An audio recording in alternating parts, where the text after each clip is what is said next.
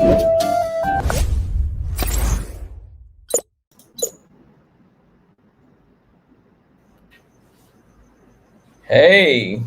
hello Hey. everyone.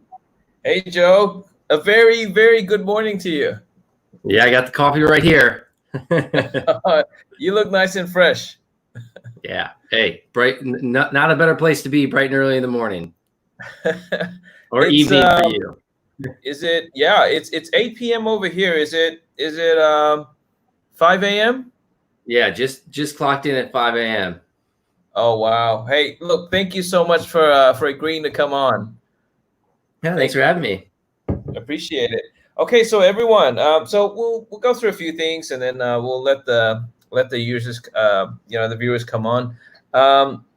So welcome back, everyone. Tonight we have a very special guest, all the way from San Francisco, Southern California, Orange County. All right, from California, right? Who's joining us, and we're really, really honored. Like, it's 5 a.m. So you probably had to get up at 4:30, right, to get ready. Yeah. And you're looking fresh, so that's good. So yeah, so tonight we have a very, very special guest. His name is Joe Vezzani. I got it right? You got it. All right. So Joe Vezzani is the CEO of a company called Lunar Crush, and I thought I'm gonna share my screen right now, just to go through. Yeah. Okay.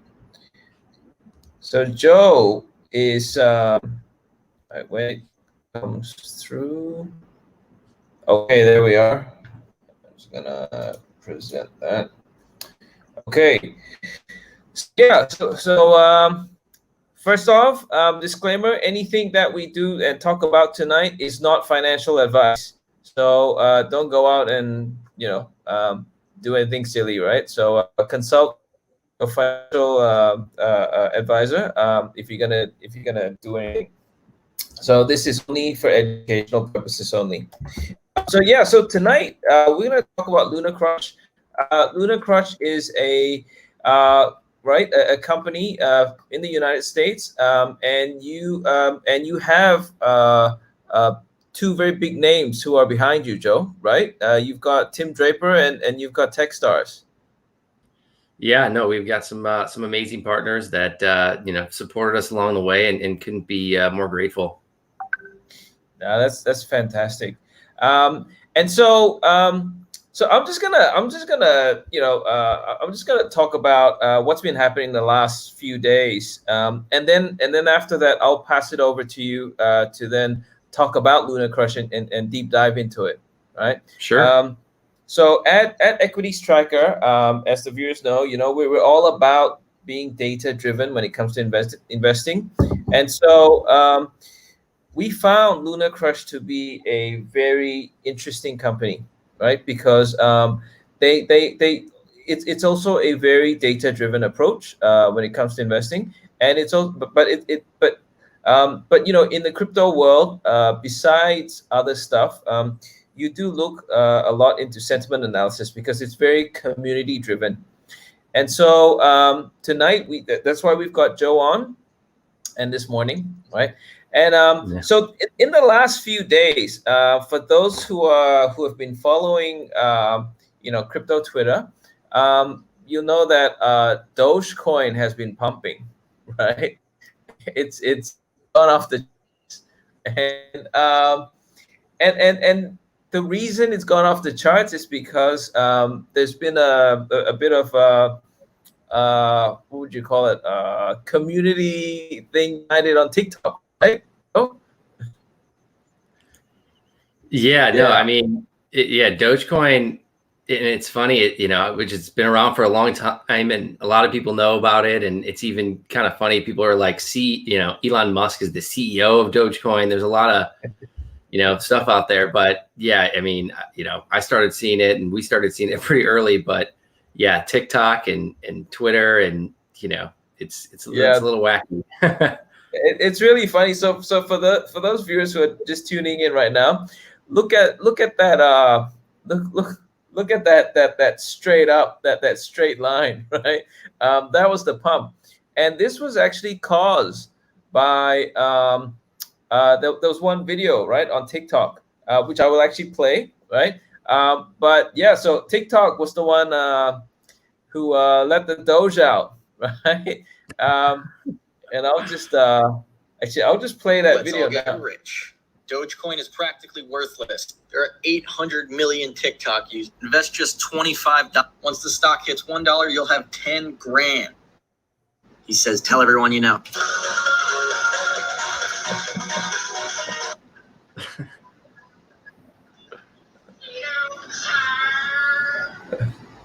Okay, so that was apparently one of the videos that actually got this whole thing started, right? And it's funny because can you imagine, like, so what? There's 800 million people on TikTok, and that kind of got the ball rolling, and it kind of snowballed. It snowballed, and then you see that straight line up, right? So you see how community can really drive, you know, the pricing of a token or of a coin, and so it's pretty crazy, right?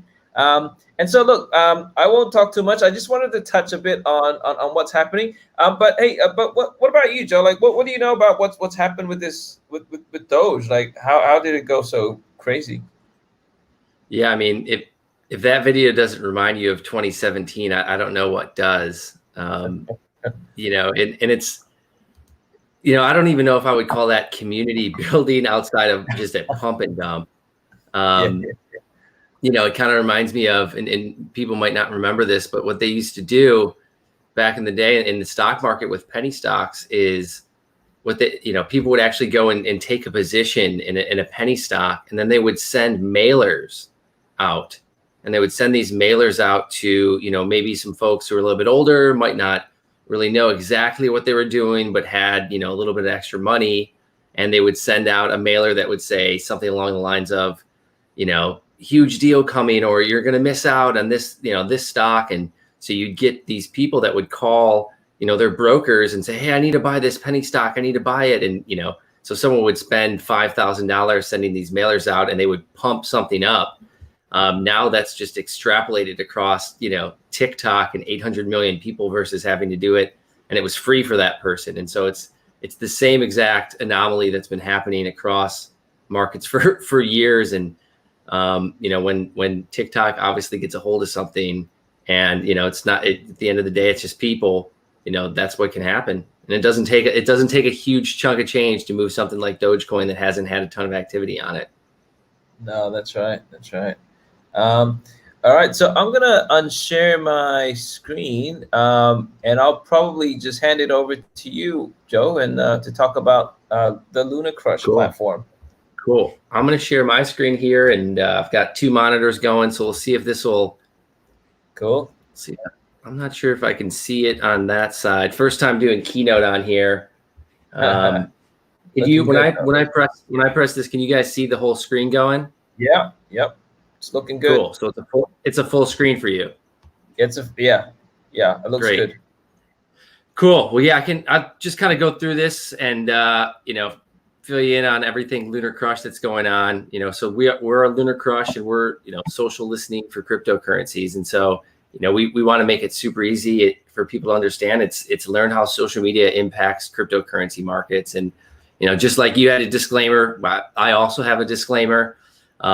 You know, this is not financial advice. The information contained here, you know, resources available at lunarcrush.com. Please do your own due diligence. Follow us at LunarCrush on Twitter. And so kind of like I was saying, you know, we like to say that the line is, you know, without a community, there is no crypto. And you know, crypto, you know, we don't have earnings reports, 10Ks, you know, there are no borders. It's traded 24/7. A lot of times there is no management. So, you know, how do you really get a feel and, you know, a hold of what's going on? How do you really deduct value in this space? And, you know, it was, research is way too hard. You know, my co-founder, John, and I always say, you know, we were traders first, like everyone else, or, getting into it for the first time and finding Bitcoin, and then, Ethereum, and, it was pre-Ethereum when we were out there. And then you find about all these other altcoins, and you're kind of like, what is this?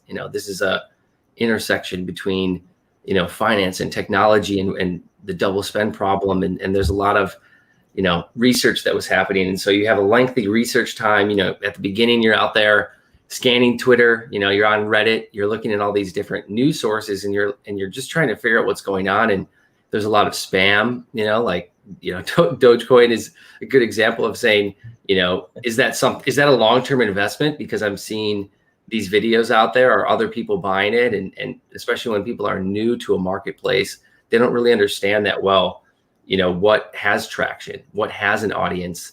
And if I can't go read, technicals, and I can't go read, fundamentals really of a project, then how do I really understand what's going on? And so, we kind of set out to simplify the research for people and simplify it from the community or social standpoint. We wanted people to really understand the same things that we were seeing. So when you go out there and you're like, okay, is there only one voice talking about Tron? Is it a bunch of people? Is there any traction there? And so that's really what we kind of set out to do, starting a couple of years ago.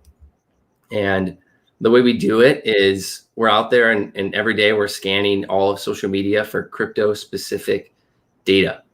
And, we're collecting, over 250,000 different posts a day, which, has now turned into over 300 million pieces of content that we have in our database that we're going through. And what we do is we kind of comb that and we clean it and we organize it, all crypto specific. And, something that's really cool is that we're using machine learning to really understand what is the sentiment of all of this data. And it's something that we train and we teach every day. And, we've got a couple of really cool things that we've developed from our side. So, we have a lot of, proprietary data, but we have a lot of just, regular, social media data that we're out there collecting, and we're tallying up, and we're doing it across every single coin. We've got over 2,000 projects on Lunar Crush currently. So one of the scores that we look at is we wanted to look at each project against itself and try to understand across price, across social, how is this coin performing in real time? And for people, that might be a little bit more advanced, we wanted people to know on a scale of 0 to 100, is a coin in a kind of positive area or negative area right now? And so we've created some proprietary scores, and one of them is called the Galaxy score, and I'll touch on it a little bit later. The other one is called AltRank. And so this is an amazing score that we put together, and we really weren't sure at the beginning kind of what it would look like, but over the last about 8 months since we've launched this has become kind of like the main place that I go to on our site to really identify potentially new projects that are out there that are kind of up and coming, and then projects that have consistently showed strength across a price perspective against Bitcoin, but also have consistent social volume, consistent trading volume. So if you're someone that's out there looking for new projects or looking for something that's, new and that's kind of consistently ranking in kind of our top 100 alt rank, you're going to find some pretty interesting and some pretty cool projects. And so along with that, like I was kind of saying, we are, doing something really cool in the machine learning space where we're actually training a crypto specific library of content. And so, when people are out there talking about stocks, they're talking about, maybe Tesla's a little different, but if you're talking about, an energy stock and someone's online, chatting it, on Twitter, they're probably not going to say, hey, Bank of America got wrecked today, and they're going to spell it REKT, or, just like they say Dogecoin is mooning, they're probably not going to say, Duke Energy is mooning right now, so you can't just take a traditional, sentiment library, a natural language processing library, and just toss it against this content and get a good result. So we've actually gone in and trained specifically all of the content that we get. We hand train it. And then it gets better every day. And that kind of helps us, understand and really kind of apply some sentiment to each individual project. And, we kind of consist of two major things. It's community data. And then we've got some apps that we build on top of that, and things that we're going to kind of keep building into the future. But it kind of ends up looking like a web app. We don't have a mobile app yet. It's on the roadmap, but we're building every day into this space. And so it's all about understanding the community. And like I said, without a community, there is no crypto. And that ends up looking like this, 14 social metrics that we pull together across all 2,000 coins in real time every single day. So we've got some really cool indicators on there that people can go in and really try to understand in more detail what's happening with all these projects. And so, social volume is basically just unique social volume that's out there, mentions. So if you're out there on Twitter and you're using, $VET for something like VeChain, we're going to pick that up and we're going to do sentiment analysis on it. We're going to identify the number of likes, upvotes on Reddit, YouTube plays, all of these things that are coming in to try and give people an idea of what is the unique volume of that coin every single hour. And then kind of showing that at a time series going back historically. Then we've got social engagement, which is basically everything tallied up, not unique, but total. So imagine this being not unique visits to your website, but total visits of mentions that are out there.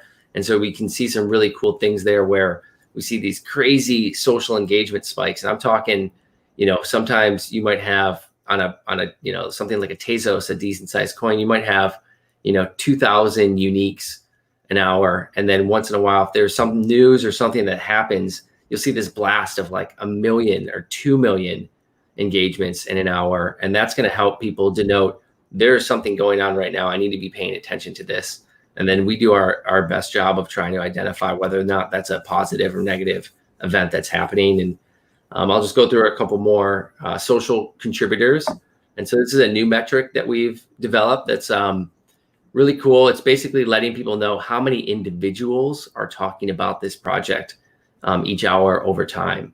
And so it's going to give you a really cool and really nice idea of understanding, is there a groundswell with this project? Are there more people talking about it today than there were 6 months ago? It's kind of like the number of wallets that are out there, and is it consistently growing? And that's going to denote that there's some sort of, traction and audience that's being developed. And so we've got that along with a plethora of other kind of social metrics that you can go out there to try and really understand, and you can drill down to get a better idea of what the social landscape looks like for each project that you follow. And then we've got 3 key metrics, 2 of which I kind of talked about, and I'll just go over again briefly. And if you're kind of, there's a little bit of an eye chart, but if you're looking at that VeChain chart down there, that's alt rank over a 1 week period. And so what we're doing is, alt rank 1 to 2025, I think now, and number 1, lower is better, is always the best. And so in real time, we're still tracking this alt rank to try and identify, is VeChain beating Bitcoin in price? Is it beating the rest of the market in price? What does the social volume look like at that moment? How is that all correlated together? Is there market volume? So can I trade this thing?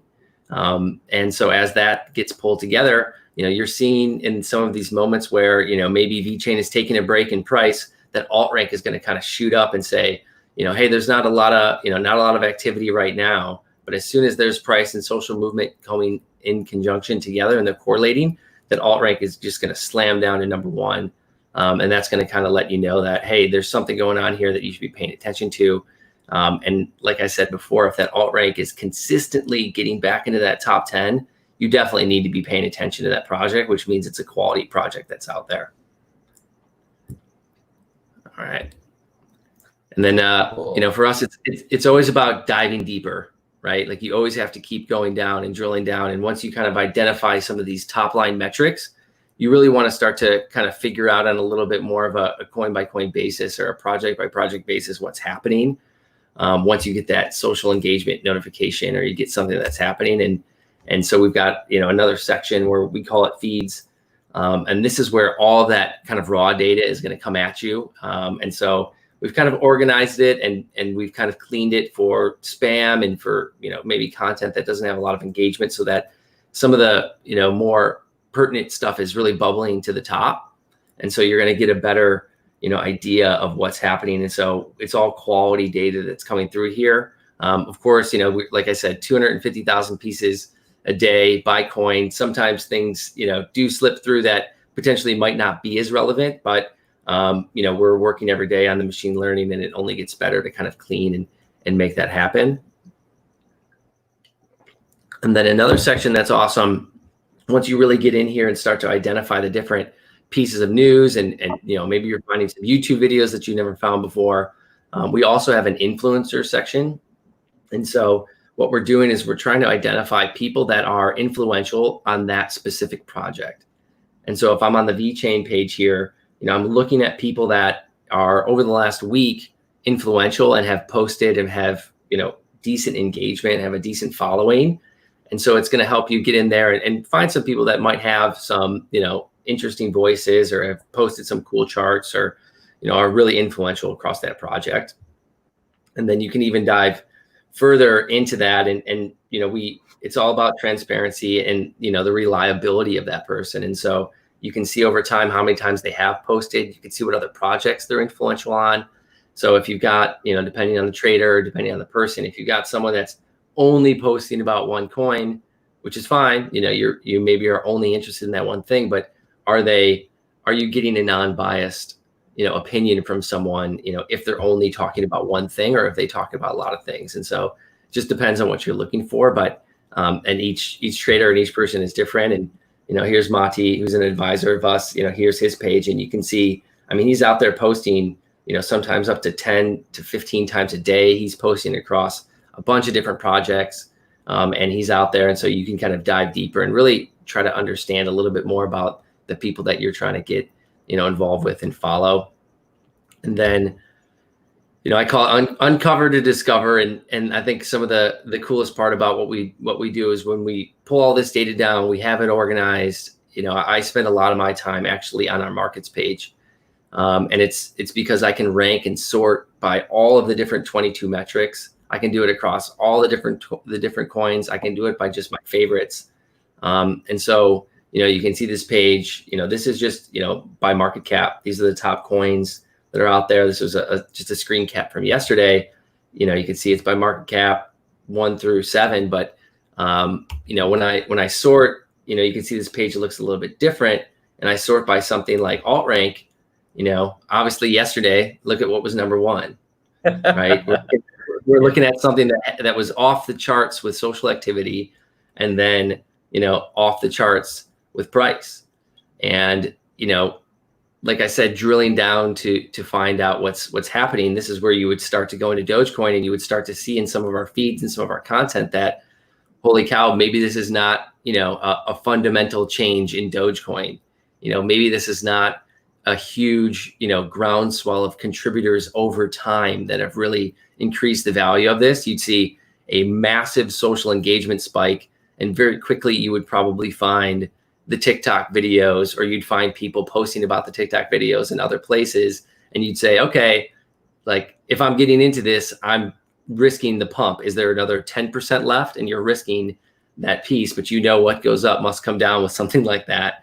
And then you're seeing some other projects in there that potentially might have a little bit more of a groundswell, and that have had consistent high alt ranks over time, something like a Chainlink that people have been talking about, and there's been more contributors. But when you're sorting by your alt rank and you're in there, this is really what I find to be most beneficial, is going in there and sorting and finding new stuff. And so I always say kind of find what works for you.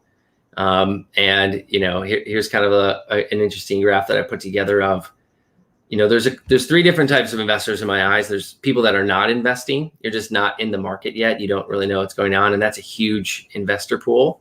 And then there's passive investors, which are people that are just buying and holding. And that's actually, close to about 90% of the market, believe it or not, or people that are just kind of out there buying, don't really understand, don't have as much time on it. And then there's active investing, and that's going to, be about 10%. And as you get into the more difficult stages of what's going on, maybe you're doing your algo trading or arbitrage or swing trading, that's about 10% of the people. And so, it's important to get out there and invest, especially in a time like right now where there's a lot of, money printing happening all over the world, and you need to protect yourself against inflation by investing in assets. And And crypto is one of those things that I think can provide that if it's for you. But it's all about the type of investor you are and how comfortable you are with investing. And so, the line I always try to say is, if you can't sleep in a position, it's the wrong strategy for you. And so you want to be comfortable with what you're doing and confident. And if that means an active strategy, but a smaller risk of the amount that you're putting in, those are the things that you need to pay attention to when you're out there. And so, that kind of does it for Lunar Crush. And I hope, you learned a couple of things there, but that's what I got for you today. Yeah, thanks for that, Joe. That was really cool. Yeah, I've actually got a few questions here for you.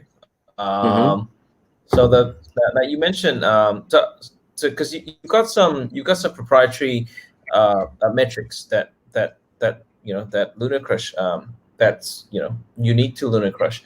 So I know you've mentioned it a couple of times, but can you kind of maybe explain it again? But the difference between the Galaxy score and the alt rank. Sure. So the Galaxy score is a coin's social and price performance, but only looking at that compared to itself and its previous performance. And so if you're looking at something like a Bitcoin and you're saying, okay, how many social engagements were there over the last month versus, the month before it, or the last hour versus the hour before it. You're looking at social and price, but only against Bitcoin. And so you're trying to really identify, on a scale of 0 to 100, is Bitcoin going to be outperforming or underperforming itself only based on those metrics? And so it's kind of like looking, if you're only looking at an individual stock against, you're like, hey, how did the earnings report do last time, versus saying like, hey, how is Apple outperforming the rest of the market? And so the Galaxy score is literally just looking at that, all of the indicators that we pull in against itself, that coin. And then alt rank is taking into perspective the entire market. And so we take a lot of our indicators and we're actually ranking them against each other to try and help people identify if a coin is going to potentially outperform the rest of the market. And so that's why when you can see when I'm sorting by alt rank, it's really, you can see coins that have, some market volume and they're outperforming Bitcoin. And so I kind of, with the Galaxy score, it's a little bit of, kind of caution, advanced traders only. It's something that people, they use our API or they use our WebSocket and they're feeding that data directly into a, potentially a bot to do some trading on. And they're doing back testing on the Galaxy score specifically because it's, potentially, for scalping or arbitrage, and it's just quick trades, where alt rank might be a little bit better for people that, like I said, kind of in that passive bucket. They're the ones that are, hey, is VeChain or is Tezos or is Chainlink, they're constantly in this kind of top 20, and they're doing that over time. And that's going to give people a little bit better idea, a little bit more simple for people to understand that are maybe just looking to buy and hold. Right. Okay, cool. That was good. Thanks. Yeah. I'll probably there's one question from Alex. Now let's see if I can bring that up on screen. Nope. Dixon, maybe you can help me. There we go. Okay. So Alex says, can the alt rank and the Galaxy score be used as a long-term indicator? How have you seen your clients integrate the scores into their investment or trading strategy? You probably just kind of answered that, didn't you? Yeah, for sure. I mean, alt rank would be, I think, more of a longer term strategy. And with, some of the hedge funds that we work with, and again, everyone has a different strategy. You see some people that are, we see hedge funds that are like, hey, no matter what, I'm going to hold somewhere between, 60 to 80% Bitcoin. I might hold, 10 to 20% Ethereum. And then, I'm going to kind of like dabble the last kind of small bit in projects that I think are up and coming. And so they would use something like an alt rank to say, okay, should I have that 80% in Bitcoin right now? Should it be 60%? Where should I kind of swing this and move these positions? And then, like a Galaxy score, like I was saying, is someone that's kind of high frequency trading, not used as much for a longer term indicator. Okay, cool. Now, by the way, your deck was really nice. Like, I love the whole, the whole look at it. It was really cool. I'm gonna quickly share my screen because I actually did a bit of a deck as well, and I wanted to kind of show the viewers what your site actually looks like. So let me know when it comes on. Yep, it's on. Let's present it. So you had some screenshots of the Lunar Crush website, and I basically did more screenshots, just to show the viewers. So you talked about the social dominance, right? And so did you want to can you see the screen properly? Like, did you want to explain a little bit about the social? Yeah. So social dominance is just like market dominance. So there's market caps.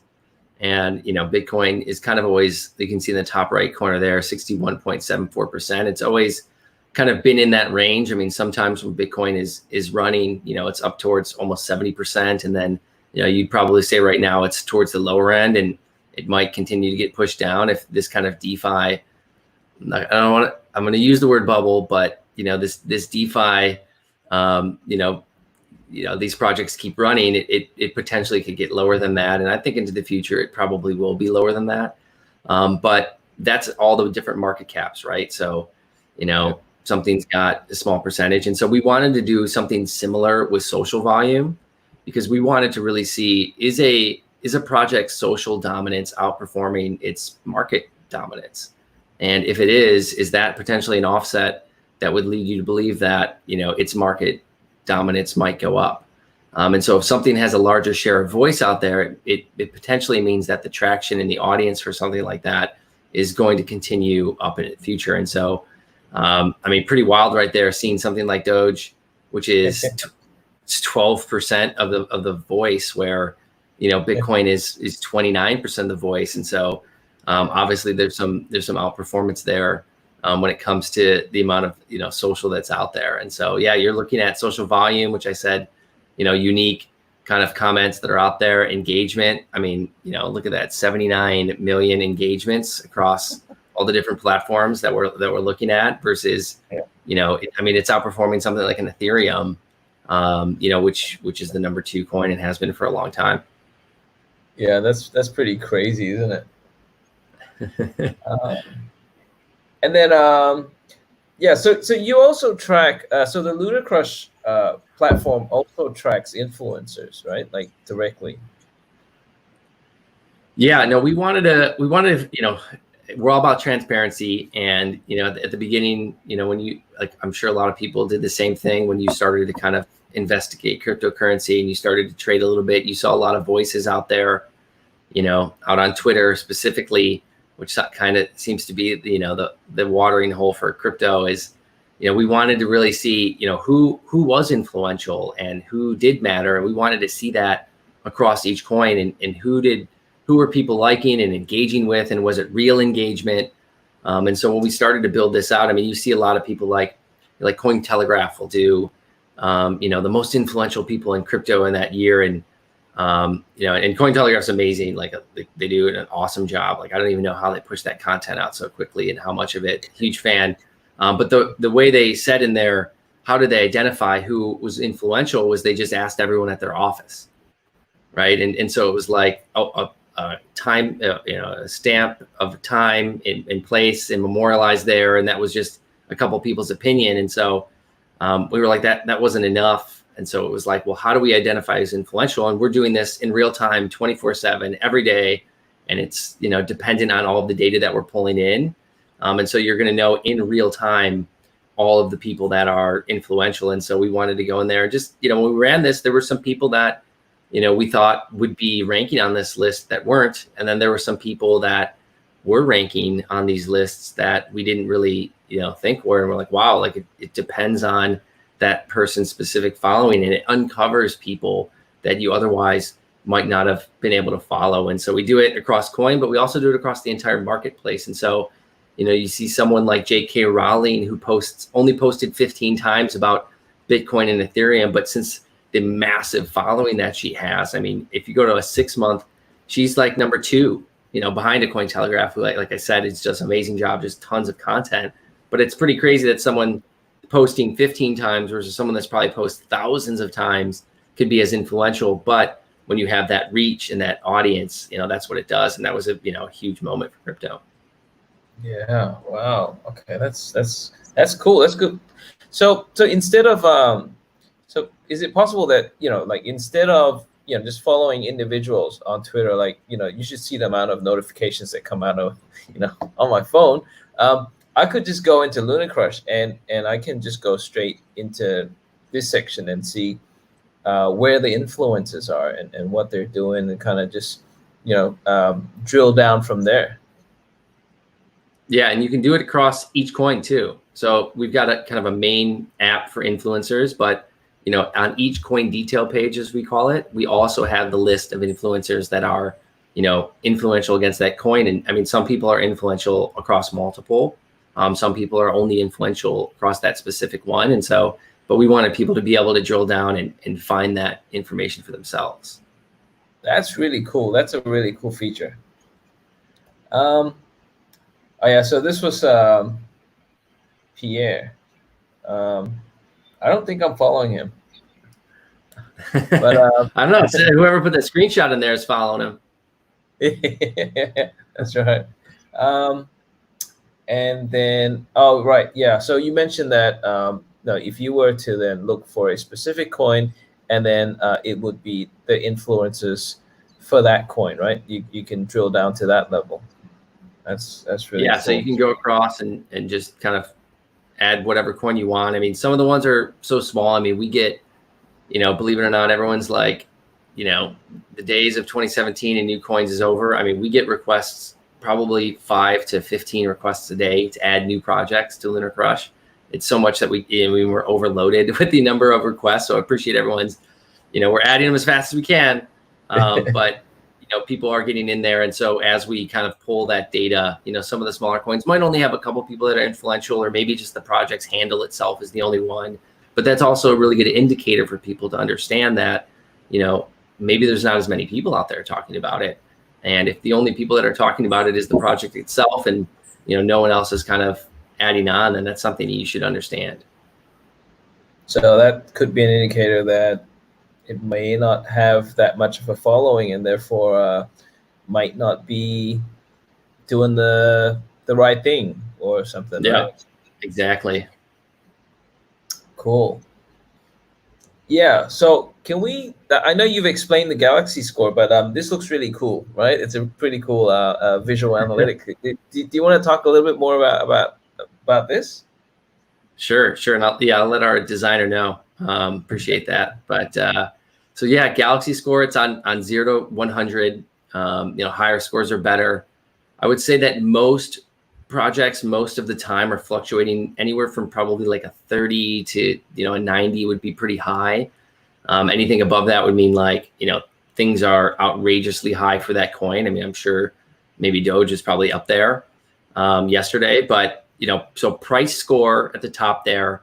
What we're doing is we're actually doing some technical analysis for the investor. We're doing, you know, we're kind of back testing things, and we're looking at things like MACD and moving averages and histograms of, you know, does this, you know, price, has it, you know, is it passing some momentum indicator that's going to give it kind of that 0 to 5 score?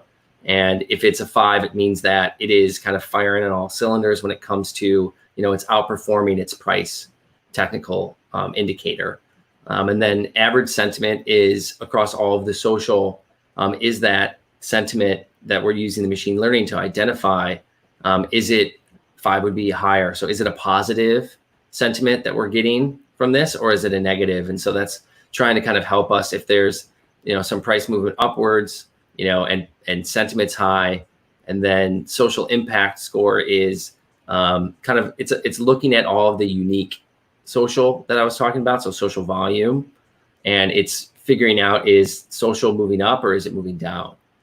And then as far as just total number that's out there, and then correlation rank is taking those three scores and it's correlating them together. So are they moving up together or are they moving down together? And so it's just giving a little bit more of an understanding of, we're trying to figure out, you know, if price is moving up and sentiment is moving up and social is moving up in a way that correlation rank is actually going to kind of amplify that signal to help people understand that, you know, these are all moving together, and that's really going to push that score through the roof, versus if you've got potentially social moving up, but it's a negative, and then price is kind of flat, that correlation rank is going to kind of tie that score to the middle so that it's not going to move too quickly to either side. Okay. So the higher the Galaxy score, the better, obviously. Yeah, the higher the better, but it's really all about the movement in the score. Yeah. And so, you know, that's why it's, you know, like I kind of was saying, it's you know, a little bit more advanced, but it's, you know, if something is a 45 on a Galaxy score, and then, I mean, this is moving in real time, and it's moving based on when we get data. So it's not changing every 10 seconds or 50 seconds or 30 seconds. It's changing constantly, which sometimes is every second, sometimes is, you know, every minute.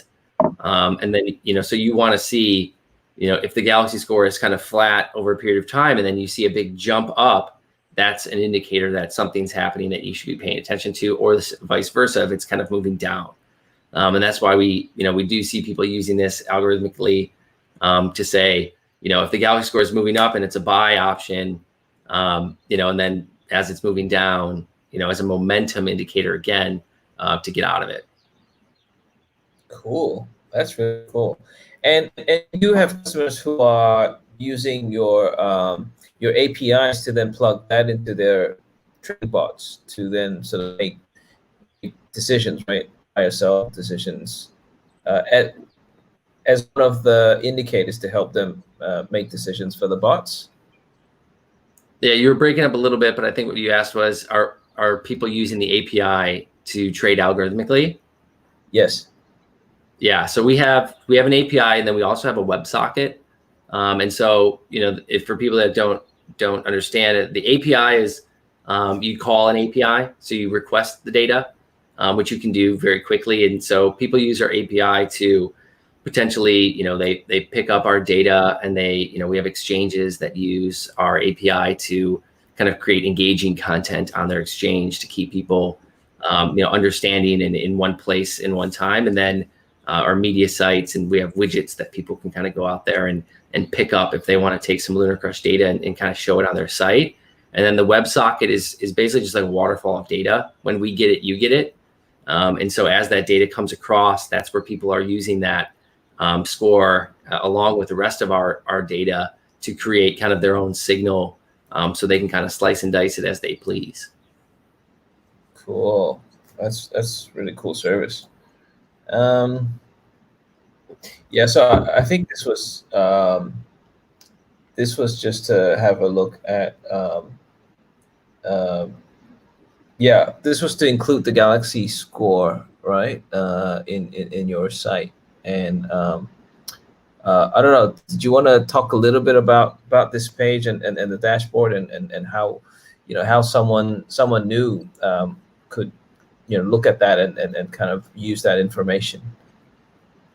Yeah, and so you're diving in here to the Galaxy score detail page. And so, you know, if you were to kind of scroll down here, you would see all the different indicators kind of broken out across the Galaxy score. So if you wanted to kind of look at, you know, potentially what was driving that score more than other indicators, that's where you can kind of drill down and figure that out to really kind of understand in more detail, you know, what was driving maybe some of those movements. So you would, you know, kind of see price score and sentiment and everything. And you can kind of see where your selected Galaxy score there. We have an alt rank detail page, which kind of breaks down the alt rank. If you want to see all, you know, 20 metrics that we have against each other, you can click all metrics. And then, you know, if you want to dive a little bit deeper into understanding, you know, why does this project exist? Who's the team and everything else? You would go to that about page, which, you know, we partner with Messari for a lot of that data. And so, you know, we've got a summary page too, which has got that kind of main main chart on there where you can go through and check everything out. So it's kind of, the drill down page for each individual project. And we've got all this data across all the 2,000 projects that we carry. Wow. That's a lot of information or data that you have on your system. I've got a question here from Alex. How to read the Galaxy score trend? Yeah, so kind of like I was mentioning before with Galaxy score, it's more about the movement of the Galaxy score in real time is really where the value comes there. The trend is, the trending is more probably better understood through the alt rank and seeing kind of over time if that alt rank is kind of hovering in that, we'll call it 0 to 100 range, and even on a bad day, is maybe not even falling outside of that. And that's where that trend over time is. And that's where you kind of want to dive down and look at and say, okay, I'm now seeing this project that used to be maybe in this like 400 to 500 range when it comes to alt rank, and it didn't really break out of that, to now it's maybe in the 200 to 100 range, or the 100 to 0 range, which is even better. And that's where you kind of want to look at that kind of trend of, is this project outperforming Bitcoin? Does it have good market volume? That's what you're really trying to identify there. Yeah. Okay. And I can address that Alexander had another question about why not Telegram. Yeah, sure. So we do look at Telegram. Telegram to us, I mean, we'll call it in 2017, and these Telegram groups, and some are private, some are not. And, there's an interesting way that you actually have to go in there and get some of that data. But all of the analysis that we did on Telegram didn't really seem to provide a clear signal. And it didn't seem to provide any sort of really reliable or like transparent data. It's something that we look at and we're kind of cognizant of, but it just across all the projects and, the size of the groups, and there's some stuff there. It's kind of like when people ask us like, hey, what about GitHub activity, right? Like, should GitHub activity denote our developers releasing? Is the project growing? The answer is yes, but to what extent? I think it's, you can make a ton of commits and be pushing a ton of code, but not really have a ton of GitHub activity. Does more developers or less developers mean that there's a positive feature there? And so I think it's just something that everyone kind of looks to and is seems like the first thing that's top of mind is like Telegram or GitHub, but the analysis that we did on those two platforms doesn't seem to really provide as much of a clean and organized signal. It doesn't seem to provide, a good conversation that people can understand, that really can help people really understand value. Okay, cool. Yeah, so I think you've also addressed the alt rank earlier. So I just wanted to show the cool multi the cool visual analytics. Like I love it, right? It's really cool. Yeah. And as you mentioned earlier, because we had the Galaxy score on this tab, and then if you moved on to the other tab, you'd see the alt rank. And then you mentioned about the market activity earlier, right? I think in your deck as well. Yeah. You kind of sorted the same way that I did, and it's just such a fun way to look at the market. And honestly, this is the screen that I stare at all day. And I'm constantly looking at the projects that are just kind of popping into this, and what that means, for their, if something's kind of popping into this that you haven't seen like before, it's kind of like you're uncovering something that's brand new that you've never seen, and you're like, wow, what is this project? Where did it come from? Why is the number 8 alt rank suddenly? And something's happening, something very serious is happening that you need to be paying attention to. And so it's just a great place for people to really discover and uncover cool stuff. That's really cool. Do you actually have like a time series of for each coin, and like where they rank over time?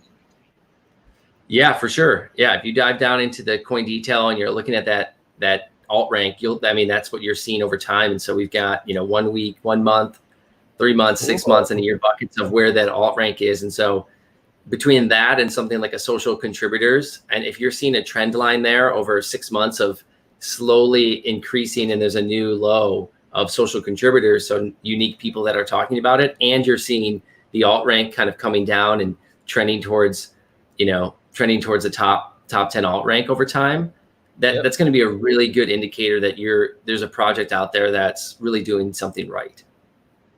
Cool. That's really cool. Oh, this one was sorted by the Galaxy score, obviously. Yeah. Then you've got your side-by-side comparison. Yeah, we have a compare page. So, this was we're working on this page, constantly over time. This is kind of our first iteration of this, which is like, we wanted to see projects compared to each other, and we're going to have more comparisons kind of coming out. But, crypto is very tribal. People are all about their project and what they've invested in. And that's why we love it. And so as we kind of pull this together, it's just especially right now with some of the stuff going on with DeFi, it's really cool to go to this page and type in, a couple different projects and see how they've kind of stacked against each other over the last couple of months. And it really helps kind of, find standout projects that, you can kind of see against each other. And it's just very glaring once you see them side by side on whether or not something's, outperforming or maybe where you should kind of look. Cool. Hey, so Joe, I'm kind of curious, right? So, how Litecoin's always positioned itself as the silver to Bitcoin's gold, right? Mm-hmm. And so over here, look, I don't really know how to read this chart, but I see some sort of divergence happening here. How would I read this? Is there an opportunity to do something, or what's it telling me? Yeah, so I think you're looking at Galaxy score versus price, and Litecoin's an interesting one. We were actually just talking about this the other day because it seems like it's been very quiet around. It's very similar to Bitcoin with what we look at with the number of contributors and the number of people talking about it. It hasn't changed all that much. Yep. Over the last couple of months, Yep. and neither really has Bitcoin. And there's a couple ways to look at that. You could say, maybe some of the other projects are kind of outshining them, or you could say, this is really what Bitcoin and Litecoin originally were built for, and they're supposed to be unchanging, right? It's like, well, why is Bitcoin worth any more than it was at the beginning? And there's a lot of reasons you could say that, but it's the reason that they have value is because they are the same. And Bitcoin's basically been the same thing. It's serving the same purpose, but that purpose is unchanging, and that's a good thing. And Litecoin, is kind of the same thing. They said, hey, we're going to have a little bit like higher cap, and we're going to be a little bit faster. And that was the purpose for it. And so, it's just kind of an interesting thing that we're seeing out there, especially with a lot of these other projects running right now. But I do think that, these, Bitcoin and Litecoin will still see their day.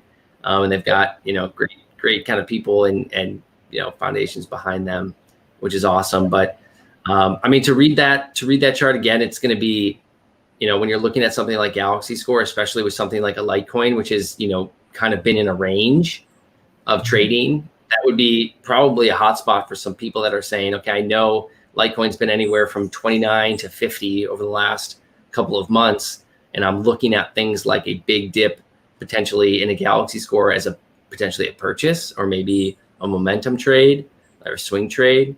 And so that's kind of an interesting place where you could say people are probably trading that like crazy algorithmically.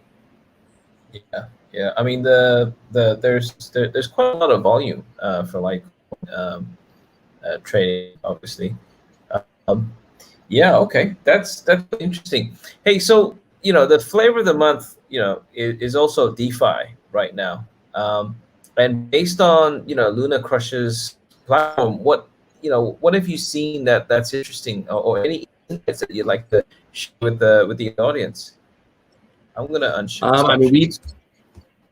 We've seen. from the very beginning, I mean, we've seen a lot of these different DeFi projects come on, and we're tracking them, on a daily basis. And so we saw a lot of the groundswell of these projects coming online, and it's kind of, it's not the flavor of the year. I think everyone says like, oh, 2015 was the year of this, or 2017 was the year of the ICO, and then 2018 was stable coins, and now it's DeFi, and it's not so much about the flavor of the year of what it is. It's just, stable coins aren't gone now. ICOs aren't gone now, right? They're still prevalent. They're still happening. It's still building, and DeFi is happening right now. It's not going to just happen and go away. There's going to be winners. There's going to be losers. It's just the crypto market adapting and iterating on itself. And what is the next layer of building that's happening? And so it's all building on top of this. And yes, Bitcoin was the foundation to all that, but the crypto market is much bigger than just Bitcoin, and it's going to be much bigger than Bitcoin. And as we move into the future, Bitcoin is going to be, in my opinion, just a small piece to it. It's going to be a vital piece, and it's going to be from where all the growth came from. But Bitcoin can't solve all of the double spend problems in the world. It can't solve nearly all of the problems. So we're going to have, I think, many more projects into the future. I think a lot of the projects that potentially exist today are going to go away. But I believe that there are going to be many more coins and projects in the future than there are today, because of all the problems that this technology can solve. And so DeFi, I think, is just the iteration of that right now. And I think it's solving some really interesting problems. And I think when you're seeing, some of these really kind of cool staking products that are coming online, and loans that are coming online, and micro loans, and giving people access to things that they didn't have access to before, and democratizing, finance for people. I mean, that's the point of all of this. And I think people that are still very bullish on something like Bitcoin, and if you're a Bitcoin maximalist, I think you have to come over to the other side at some point, and because it's all about innovation, it's all about growth, it's all about bringing this to the rest of the world. And the rest of the world, if you really want Bitcoin to grow, you're going to want the rest of the crypto market to grow, because Bitcoin itself is not going to be the mass adoption tool, period. It's going to be the rest of these things that happen. And then at some point, they will find Bitcoin as well, and that will be a good place for them to go. But I think it used to be, hey, I get on something like in the United States, I get on something like a Coinbase, I buy a little Bitcoin, then maybe I buy some of these other things. I think in the future, it's going to be, I'm invested in some kind of micro lending thing that's out there, or an app. And then once I kind of create a little bit of a nest egg or something else, I'm definitely going to put a decent amount of that into Bitcoin, because it's stable, and it's been out there the longest, it's the most proven. But I don't think it's going to be, the toe that you dip into crypto anymore is not going to be the first one is not going to be Bitcoin. That's a very interesting. Interesting view. Now that's cool. Okay. Yeah. Look, I've been following this. This what's happening in DeFi right now, and this yield farming. I'm still trying to wrap my head around some of the concepts. We all are. Yeah, and it's but I do see a lot of it being reproduced in the crypto market, as in what's already happening in traditional finance right now, right? So taking out loans, that's something that you can do in traditional finance. You've just replaced that with a script, for example, right? You can now, you can now take loans against your digital asset, right? Which traditionally, they'll take property, and if you're lucky, maybe your stocks as collateral. But now you've got digital tokens where they will take that the smart contract will take that as collateral, and you get whatever it is that you want to that you want to borrow. So that's really cool. I think that's really cool. I think it's amazing. Yeah. And if you look at, you got to think about when you go and get a loan, whether you're getting a home loan, you're getting an auto loan, or even you're applying for some insurance, right? In any one of these places, there's an underwriter, and that underwriter is trying to identify, or credit cards. I think, a little bit of this, credit cards are a little bit faster, but it's because they have credit scores, at least here in the US. And, but this underwriter is trying to identify, do you qualify for this loan? And it's a somewhat manual process, but they're still looking at it. And there's tests and other things that they have to take. But when you think about crypto and you think about the current financial position that someone's in, and, potentially the privacy that comes around having cryptocurrency take this kind of the onus to identify whether or not you qualify or should qualify, technically you should know instantaneously whether or not you qualify. If all of these things, your private kind of assets and your crypto and everything are there, you should know instantaneously if you qualify for something, right? And so it does two things to have that. One, it makes it instantaneous, like I said, but two, it could spread that loan instantly across a market.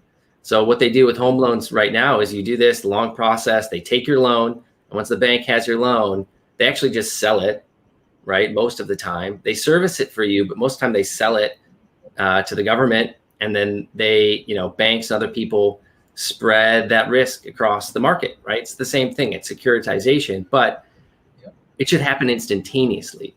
And so if it can happen trustlessly and instantaneously, then think about the value that could be created and all of this extra middleman work that's out there that doesn't need to be there anymore, and how fast that can move and how quick it can move, and how easy it would be across, someone that potentially otherwise couldn't get something. And so that goes back to what we were kind of saying before. Bitcoin doesn't solve that problem. No. Right? It doesn't solve it. So, I think that's the cool part about what DeFi is kind of leading us down the path of, which is going to be a huge disruption of the way the underwriting process technically. Yeah. That's it really is amazing. In fact, I've been following DeFi for probably since the beginning of 2018. But the projects were just being, or the concepts were being talked about, and then they were being built over the last 2.5 years, and then and now those projects are coming onto production, and so it's really cool to see it happening. Like and the adoption has been so crazy. Like it's just so fast, a lot faster than what I thought it would take. But it's definitely a very interesting space. Yes. Yeah. Hey, looks like we've come to the end of the session. Joe, I just want to say thank you so much for getting up so early and joining us on the show. Hey, it's only 6 a.m. now. I got the whole day ahead of me. Good time to go for a run. Yeah, I want to go back to bed. I got the tennis shoes right outside this door. I'm gonna head out right now. Sun's coming up. Oh, nice. Any parting words for the viewers? Well, hey, Andrew, I really appreciate it, man. Thanks so much for reaching out and having me on. And, I would just say to anyone that's out there, please follow us on Twitter. We're posting 20, 30 times a day with some of the stuff that we're seeing.